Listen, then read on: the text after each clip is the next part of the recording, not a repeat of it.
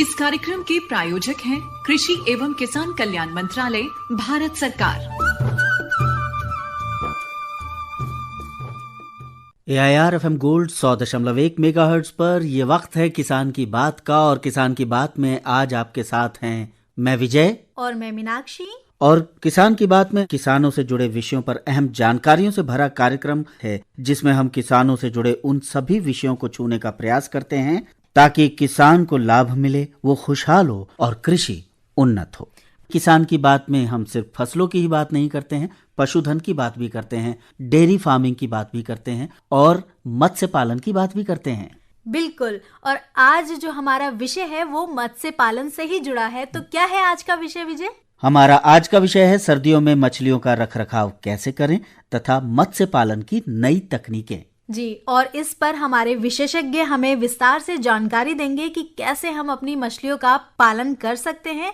तो आइए सुनते हैं इस विषय पर बातचीत, जिसमें विशेषज्ञ हैं डॉक्टर सुधीर रायजादा और उनसे बातचीत करेंगी प्रीति।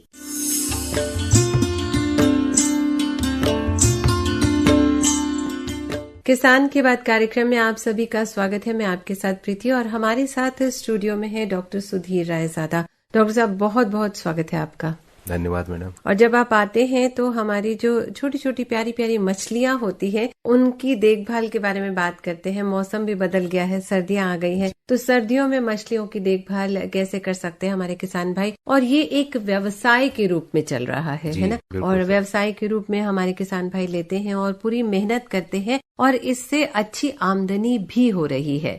तो कुछ नए किसान हैं जो इसमें जुड़ना चाहते हैं और कुछ पुराने किसान जो पहले से इस व्यवसाय से जुड़े हैं, उनको हम जरूर आज सारी चीजों के बारे में अपडेट करेंगे। क्यों डॉक्टर साहब? जी बिल्कुल सही आपने कहा, क्योंकि मत्स्य पालन जो है आज कृषि का एक बहुत ही इम्पोर्टेंट पहलू है जी। और आपको जानकर किसान भाइयों को खुशी होगी कि हमारा देश विश्व में मत्स्य पालन में दूसरा स्थान रखता है। जी जी जी। जहाँ तक हम मत्स्य पालन की बात करते हैं, कृषि में तो जो है कृषि केवल आदमी द्वारा उत्पादित की जाती है, लेकिन मछली पालन में जहाँ संबंध है, एक तो पालन होता है और दूसरा होता है कि हम जो मछलियों के स्रोत हैं, जैसे कि नदियां हैं, जलाशय हैं या बांध हैं, वहां से मछली जो पकड़ते हैं तो वो मछली पालते नहीं है, लेकिन उनका प्रग्रहण करते हैं, उनको कैप्चर करके करते हैं जी। तो मछली पालन में दो पहलू आते हैं। एक तो संग्रहण करना, जो नेचुरल रिसोर्सेज है, हमारे प्राकृतिक रिसोर्सेज हैं, वहां से मछली पकड़ना, और दूसरा होता है जो मनुष्य अपनी देख रेख में तालाबों में मछली पालता है जी। तो इन दोनों विषयों की बात करें तो करीब करीब हमारे देश में कुल मछली उत्पादन 12.8 मिलियन मैट्रिक टन होता है,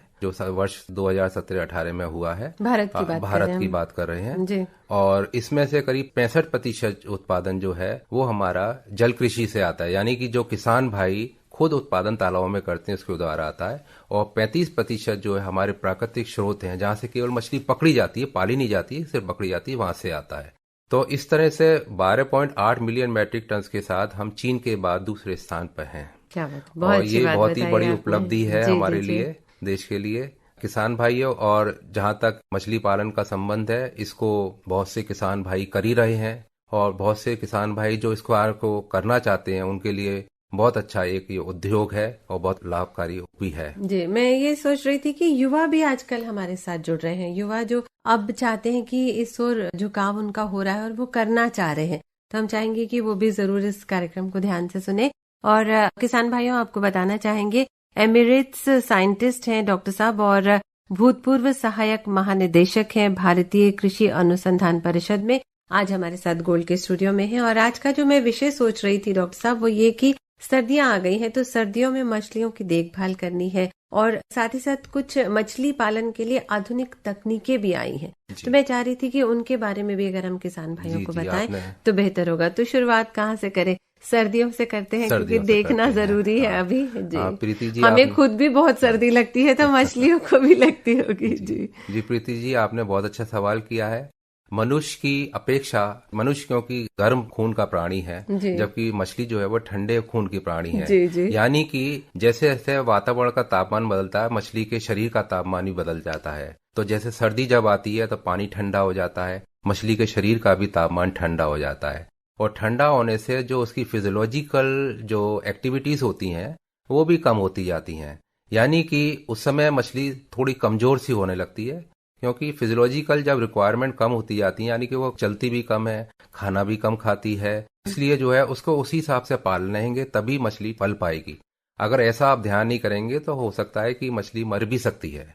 तो इसमें जो मुख्य ध्यान देने वाली बातें हैं, एक तो जल की गुणवत्ता हमको बना के अच्छी रखनी है, क्योंकि जिस तालाब में हमने मछली को रखा है तो उसकी जल गुणवत्ता अच्छी बना के रखनी पड़ती है। क्योंकि जब मछली खाना कम खाती है तो थोड़ी कमजोर तो हो ही जाती है, और कमजोर जब कोई भी प्राणी हो जाता है तो उसको रोग लगने की संभावना बढ़ जाती है। बहुत सही कहा आपने। तो इसलिए जो है खास तौर से ध्यान रखें कि काई वगैरह तालाब में जो है साफ सफाई रखें।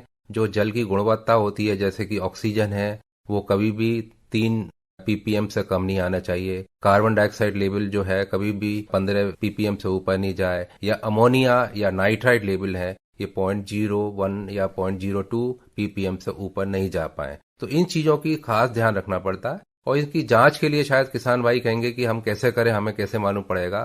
तो देखिए, जो मैंने कहा कि अमोनिया है या नाइट्राइट है, इनकी किट्स आती हैं, छोटी छोटी किट्स आती हैं जो 300-400 रुपए में मिल जाती हैं।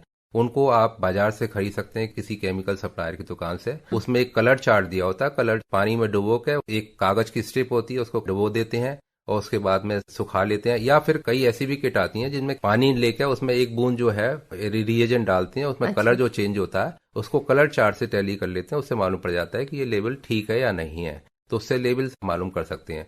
तो अगर इसकी आप जांच कर लें और पानी गुणवत्ता अच्छी रहे तो मछली में कोई रोग लगने की ज्यादातर संभावना नहीं रहती है। दूसरा ये है कि मछली का जब खून ठंडा होता है और वो कम खाना खाती है, तो इसलिए आवश्यक तो हो जाता है कि जब वो कम खाना खाना चाहती है तो उस समय कम खाना ही आप डालें। अगर आप ज्यादा खाना डालेंगे तो मछली खाना नहीं खाएगी और वो सड़ना प्रारंभ हो जाएगा। तो जब वो सड़ना प्रारंभ होगा तो उससे जो है जहरीली गैसें पानी में बनना शुरू हो जाएंगी, या बैक्टीरिया वगैरह का ज्यादा डेवलप होना शुरू हो जाएंगे और पानी दूषित हो जाएगा, जिससे मछलियों के मरने की संभावना हो जाती है।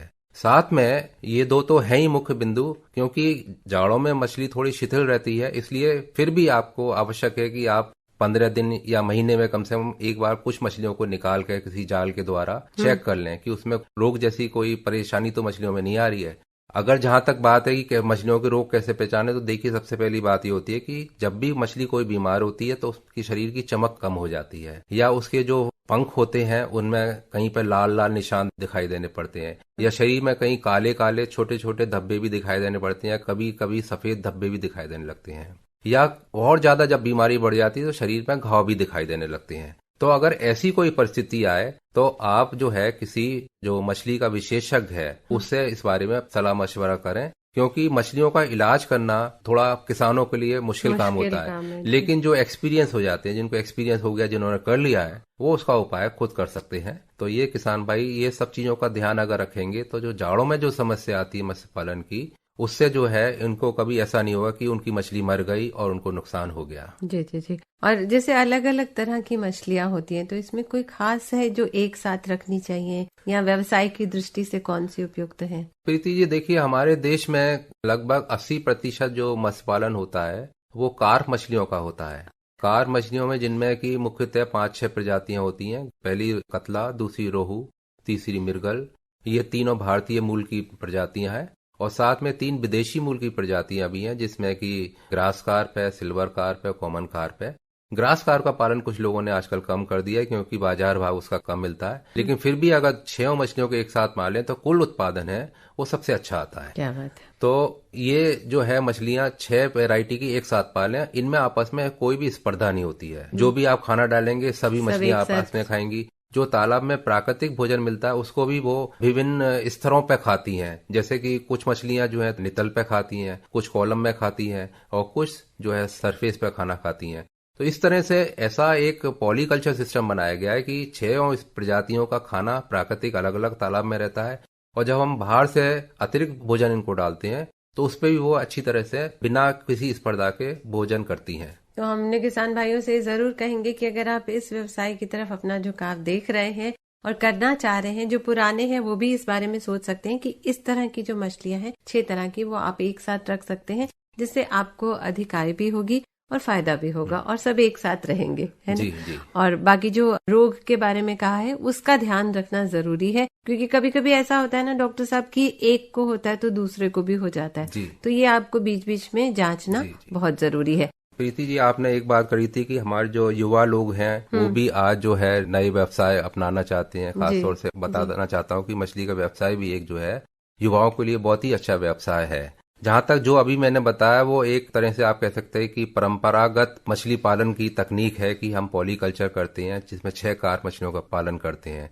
लेकिन आज के समय में हम लोग ने जो है नई नई तकनीकें बनाई हैं जिसमें कि कुछ ऐसी मछलियां जिनके बाजार भाव जो कार मछलियां हैं उनसे ज्यादा हैं, तो इनका पालन भी कर सकते हैं। क्योंकि हमारे युवाओं को सबसे पहले ये लगता है कि किस व्यवसाय में ज्यादा मुनाफा कमा सकते हैं जी। वो जो ट्रेडिशनल फार्मिंग है उस पर विश्वास कम करते हैं। वो चाहते हैं कि जल्दी से हमको मुनाफा मिल जाए।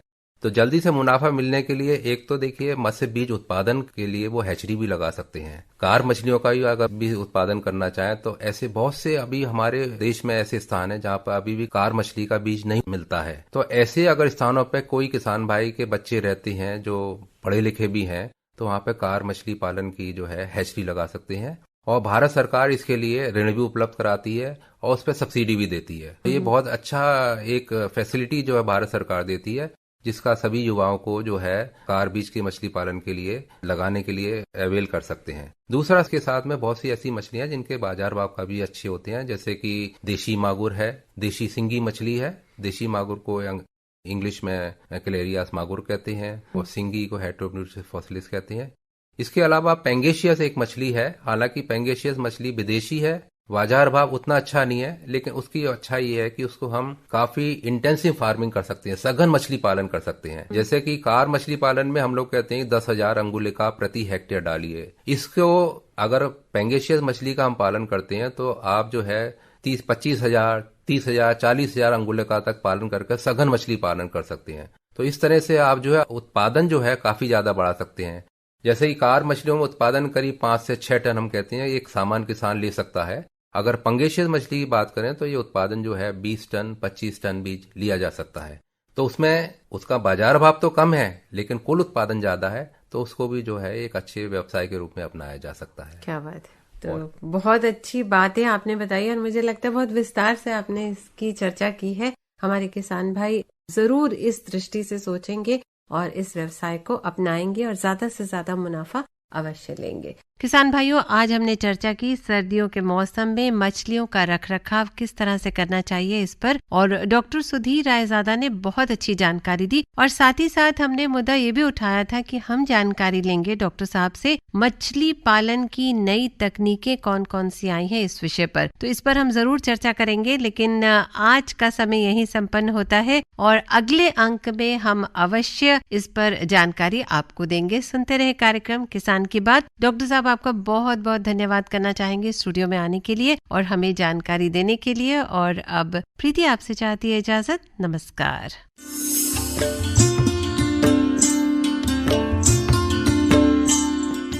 तो ये तो थी विशेषज्ञ से बातचीत, और किसान की बात में हम किसानों से जुड़ी और बातों को सामने लेकर आते हैं और किसान हम तक कैसे पहुंचे, अपनी बात कैसे पहुंचाएं, इसका तरीका भी बतलाते हैं।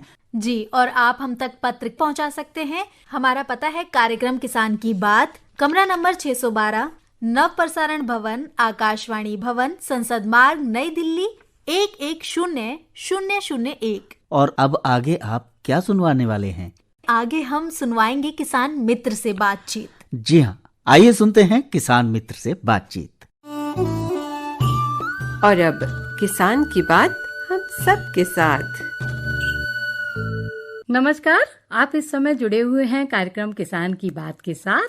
मैं संध्या गुप्ता आपका स्वागत करती हूँ और मेरे साथ इस समय एक महिला किसान, नाम है इनका बाला देवी। नमस्कार बाला जी। नमस्कार जी। बाला जी, आपका हमारे कार्यक्रम में बहुत बहुत स्वागत है। बाला जी, सबसे पहले तो ये बताइए कि खेती की शुरुआत आपने कब से कर दी? खेती की शुरुआत तो ये है कि पहले से ही हम किसान हैं। पापा मम्मी किसान थे, तो हमने 8-10 साल की उम्र में ही खेती में देखा हमने पापा मम्मी कैसे काम करते हैं, कैसे जाते हैं, हम भी उनके साथ ही करने लगे थोड़ा थोड़ा।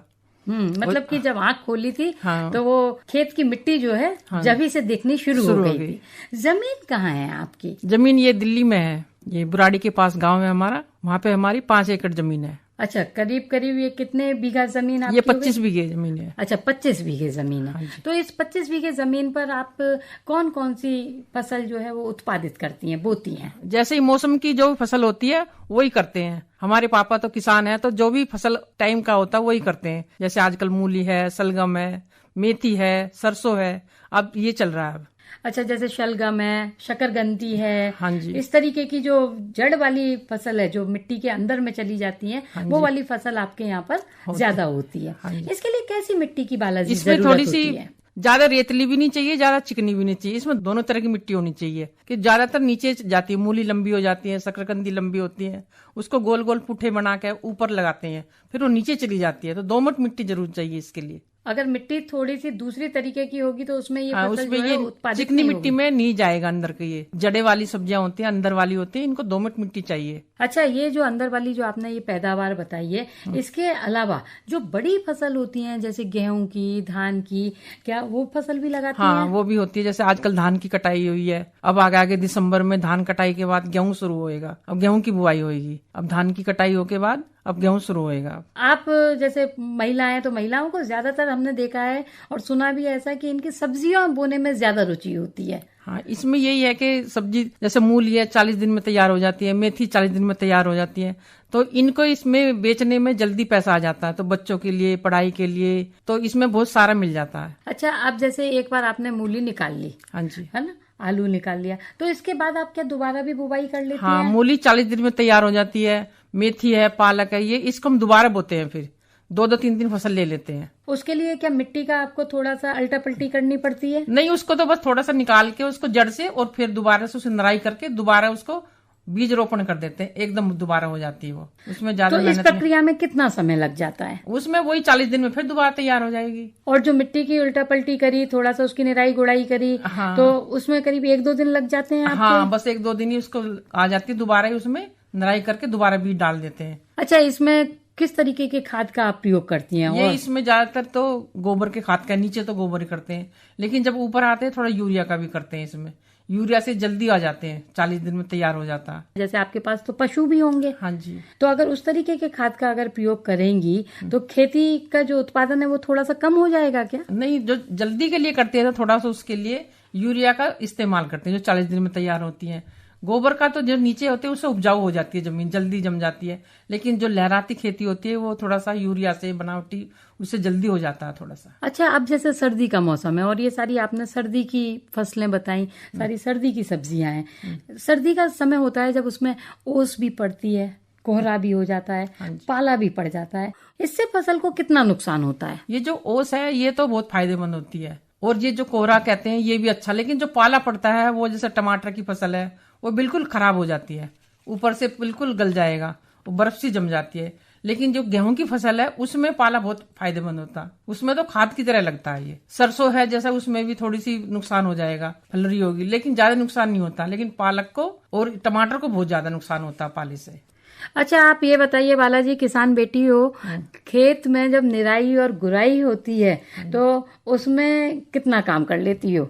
नहीं, ये तो हम बचपन से ही करते आए हैं, बहुत काम करते थे उसमें, तो सभी करते थे और एंजॉय करते थे खूब। जैसे पढ़ते भी थे, हम पढ़े लिखे किसान भी है, बच्चे भी हमारे पढ़े लिखे हैं, बहन भाई भी सब पढ़े लिखे हैं, लेकिन संडे के दिन जाके सब मजे से करते थे और बहुत अच्छा लगता था। तो ये आपके लिए एक मनोरंजन का स्रोत भी है? स्रोत भी है। और पीछे से मम्मी खाना लेके आते, खेतों में खाते थे तो वो बहुत अच्छा लगता था, शुद्ध हवा लेते थे, शुद्ध पानी, शुद्ध सब्जियां, तो बहुत अच्छा लगता था। इसमें जैसे मूली है, मेथी है, पालक है, गोभी है, इनमें निराई गुराई ज्यादा करनी पड़ती है? हाँ, इनकी थोड़ी सी निराई तो करनी पड़ती है। और पानी की क्या व्यवस्था है सिंचाई पानी के लिए? तो आजकल सरकार ने ट्यूबवेल लगा दिए हैं, कोई दिक्कत नहीं है, जगह जगह पर ट्यूबवेल लगा दिए हैं। सरकार बहुत सहयोग दे रही है आजकल। पहले पानी की दिक्कत होती थी, बारिश के भरोसे रहते थे, अब बारिश की कोई इतनी नहीं है, लेकिन ट्यूबवेल बहुत अच्छे हैं। सरकार ने नई नई योजनाएं बना दी है। तो उन योजनाओं का आप फायदा उठा रही हैं? उसका बिल्कुल फायदा उठा रहे हैं। अच्छा, और जो आपके आस पड़ोस की महिला किसान है, आपकी सखी सहेलियां, घर की, रिश्तेदार की, उनको भी जो सरकार की हमारी योजनाएं हैं, क्योंकि वो सब आपके कल्याण के लिए हैं, उनका आप लाभ ले रही हैं? हाँ, सब ले रहे हैं, सबको बता रहे हैं, सब पढ़े लिखे हैं आजकल से, हाँ, चलिए, ये तो बहुत अच्छी बात है कि सरकार की योजनाओं का आप सबसे बड़ी बात है, क्योंकि आपने उन तकनीक का इस्तेमाल कर रही हैं, आप जागरूक हैं, आप सक्रिय हैं, इसलिए आप सरकार की योजनाओं का लाभ उठा पा रही हैं। और ये उससे भी ज्यादा अच्छी बात है कि आप खुद जागरूक हैं और औरों को जागरूक करने में भी आप अपनी अहम भूमिका अदा कर रही हैं, अपना योगदान दे रही हैं। आप हमारे स्टूडियो में आई, आपका बहुत बहुत धन्यवाद। धन्यवाद।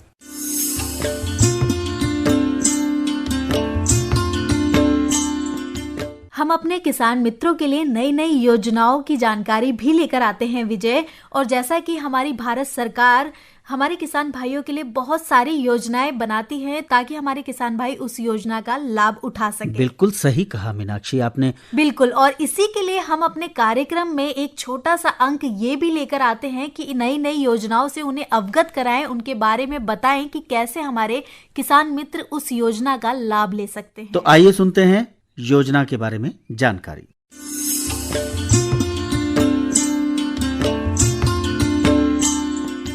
स्टूडियो में हमारे साथ डॉक्टर वाई.आर. मीणा अपर आयुक्त हैं और कृषि एवं किसान कल्याण मंत्रालय भारत सरकार से जुड़े हैं, हमारे साथ हैं। और हम चाहेंगे डॉक्टर मीणा की प्रधानमंत्री किसान सम्मान निधि योजना के बारे में हमारे श्रोताओं को कुछ बताएं। प्रधानमंत्री किसान सम्मान निधि यानी पीएम किसान, ये योजना का नाम है और खासकर इसका दायरा बढ़ा दिया गया है। पहले था 2 हेक्टेयर तक के जो जमीन वाले किसान थे, जो उतनी जोत रखते थे, उन्हीं को ये लाभ दिया जा रहा था, लेकिन अभी उसको सीमा तोड़ दी गई है। अभी लघु और सीमांत किसान जो या छोटे या मझले किसान हैं, उनके अलावा बड़े किसानों को भी ये सहायता मिलेगी। मुख्य बात यह है कि 6,000 रुपए सालाना जो दिए जाने वो 3 समान किस्तों में यानी 2,000 रुपए एक किस्त में किसान भाइयों को मिलेगा। 100% इसका खर्चा केंद्र सरकार वहन करेगी और राज्य सरकारों की जिम्मेदारी है कि वो किसानों की जो इसके लिए एलिजिबल किसान है, जो पात्र किसान है, उनकी सूची बना करके केंद्रीय कृषि एवं किसान कल्याण मंत्रालय को भेजनी है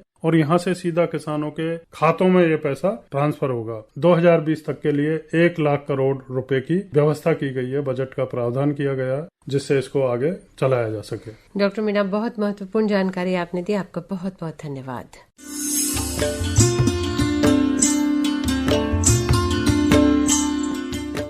प्रधानमंत्री किसान मान धन योजना। मिलेगा पेंशन का सहारा, कृषक ना होगा बेसहारा, जुड़ेगा खुशियों से नाता, कटेगा सुख से बुढ़ापा, सुरक्षित होगा अन्नदाता, सुरक्षित होगा अन्नदाता। प्रधानमंत्री किसान मान धन योजना से लघु सीमांत किसानों का भविष्य होगा सुरक्षित और 60 वर्ष की आयु से 3,000 रुपए मासिक पेंशन होगी सुनिश्चित। 55 रुपए से 200 रुपए की मासिक किश्त देकर प्रवेश कर सकते हैं। 18 से 40 वर्ष तक के किसान इस अंशदायक योजना में सरकार देगी बराबर का योगदान। सभी किसान भाई बहन इस योजना के लाभ के लिए जन सेवा केंद्र में जाएं और अपना निःशुल्क नामांकन कराएं। प्रधानमंत्री किसान मान धन योजना, अन्नदाता के परिश्रम को संबल, पेंशन से सुरक्षित उनका कर। कृषि एवं किसान कल्याण मंत्रालय भारत सरकार द्वारा जनहित में जारी।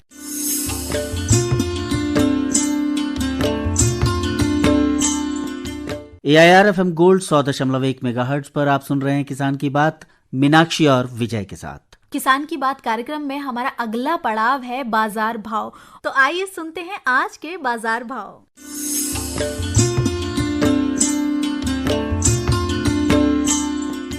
आजादपुर मंडी से प्राप्त सूचना के अनुसार बाजार भाव कुछ इस प्रकार है।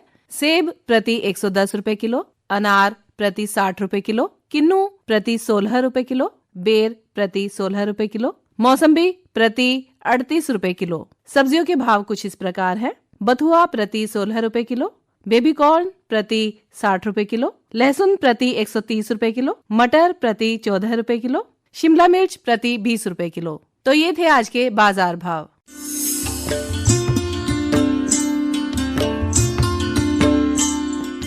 विजय, कार्यक्रम को आगे बढ़ाते हैं और जैसा कि मौसम आजकल बदल रहा है, सर्दियों का मौसम चल रहा है, तो जरूरी नहीं कि अगर सर्दियां हमें अच्छी लगती हैं तो किसान की फसलों के लिए भी वो उतनी ही अच्छी होगी। बिल्कुल सही बात कही। वैज्ञानिक ढंग से सोचा जाए तो किसान की फसल के लिए जिस प्रकार का मौसम जरूरी होगा वो उसे मिल रहा है या नहीं, और अगर नहीं मिल रहा है, वो मौसम नहीं है, तो वो अपने फसलों का बचाव कैसे कर सकता है, ये सब जानकारी उसको पहले से अगर रहे तो जरूरी है कि किसान को मौसम के बारे में पहले जानकारी हो जाए, उसके बाद वो बचाव के बारे में सोच सकता है।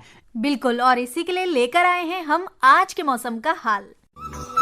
और अब मौसम की बात किसान के साथ। ग्रामीण कृषि मौसम सेवा कृषि भौतिकी संभाग के अनुसार सप्ताह के दौरान आसमान में सुबह के समय हल्का कोहरा छाए रहने की संभावना है। दिन का अधिकतम तापमान 16 डिग्री सेल्सियस और न्यूनतम 5 डिग्री सेल्सियस और बादलों की स्थिति 2 ओक्टा। सापेक्षिक आर्द्रता अधिकतम 90% और न्यूनतम 70%। हवा की गति 10 किलोमीटर प्रति घंटा। हवा की दिशा उत्तर उत्तर पश्चिम रहने की संभावना है।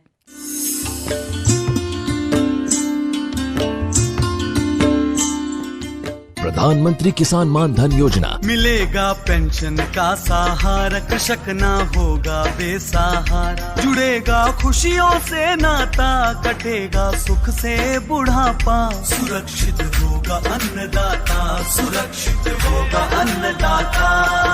प्रधानमंत्री किसान मान धन योजना से लघु सीमांत किसानों का भविष्य होगा सुरक्षित। और 60 वर्ष की आयु से 3,000 रूपए मासिक पेंशन होगी सुनिश्चित। 55 रूपए से 200 रूपए की मासिक किश्त देकर प्रवेश कर सकते हैं। 18 से 40 वर्ष तक के किसान इस अंशदायक योजना में सरकार देगी बराबर का योगदान। सभी किसान भाई बहन इस योजना के लाभ के लिए जन सेवा केंद्र में जाएं और अपना निशुल्क नामांकन कराएं। प्रधानमंत्री किसान मान धन योजना, अन्नदाता के परिश्रम को संबल, पेंशन से सुरक्षित उनका कर। कृषि एवं किसान कल्याण मंत्रालय, भारत सरकार द्वारा जनहित में जारी।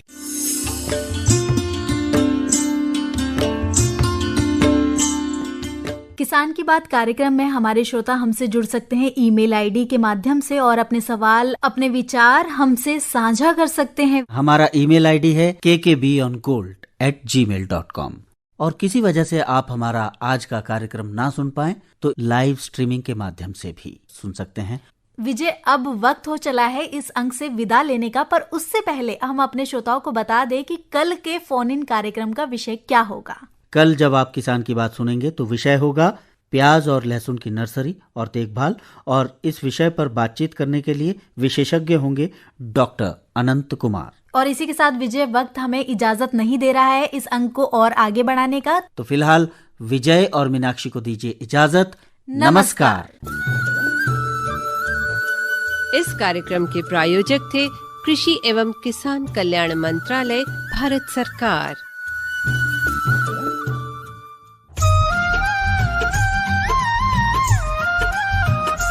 ऐसी नई नई तरकीबें अब हमको है चुननी, ऐसी नई नई तरकीबें अब हमको है चुननी। लक्ष्य हमारा हर किसान की आमदनी दुगनी, लक्ष्य हमारा हर किसान की आमदनी दुगनी। ऐसी नई नई तरकीबें अब हमको है चुननी।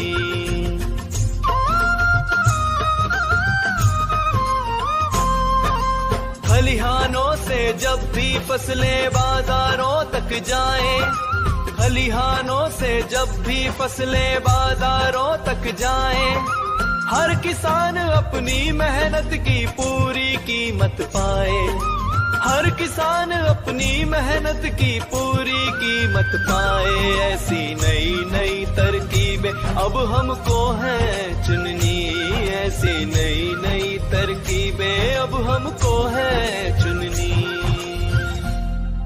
और श्रोताओं, अब वक्त होता है समाचारों का।